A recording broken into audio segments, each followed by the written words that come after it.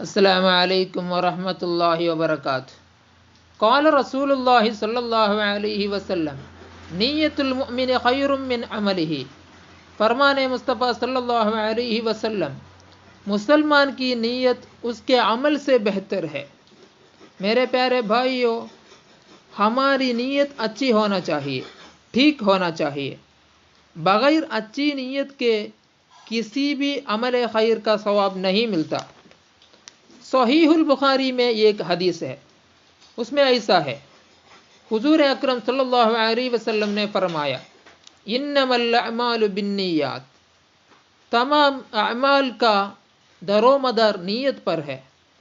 وانما لکل امرئ ما نوى، فمن كانت ہجرته الى دنیا یصیبها او الى امرأة ينکحها فہجرته الى ما ہاجر الیہ۔ اور ہر عمل کا نتیجہ ہر انسان کو اس کی نیت کے مطابق ہی ملے گا۔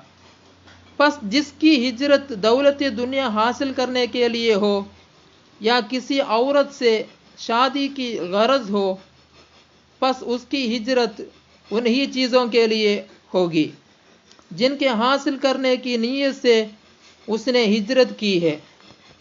ہم سب ہماری زندگانی میں بہت سے اعمال خیر کرتے ہیں، زندگی بھر کئی نیک کام کرتے ہیں، ان سب کو بہت اچھا ثواب حاصل ہونے کے ہم سب چاہتے ہیں۔